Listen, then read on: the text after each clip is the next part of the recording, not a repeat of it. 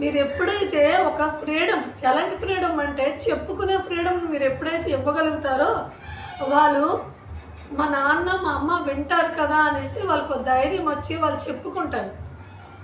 వాళ్ళకి ఏదైనా ప్రాబ్లం వస్తే మా అమ్మ నాన్న ఉన్నారు కదా చూసుకోవడానికి అనుకోవాలి, కానీ నేను ఎవరితో చెప్పుకోవాలి, ఇంతలా సఫర్ అవుతున్నాను చెప్పుకోవడానికి ఎవరు లేరు, నేను వెళ్ళి బెడ్రూమ్లో ఏడుస్తున్నాను, నేను వెళ్ళి కిచెన్లో ఏడుస్తున్నాను అని వేరే వాళ్ళకి చెప్పుకున్నారా అంటే మీరు ఫెయిల్ అయిపోయినట్టే.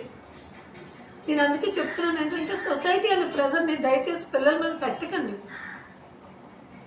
ఈ సొసైటీ ఎలా ఉంటుందంటే మీరు ఎప్పుడైతే పడిపోతారో వేచి చూస్తూ ఉంటుంది మీకోసం.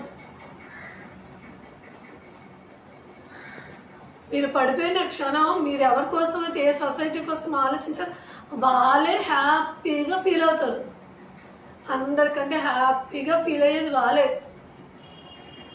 ఆ విషయం మీకు అర్థమవుతుందా? దయచేసి పిల్లలకి సొసైటీ అని ఒక ప్రెజర్ పెట్టొద్దండి.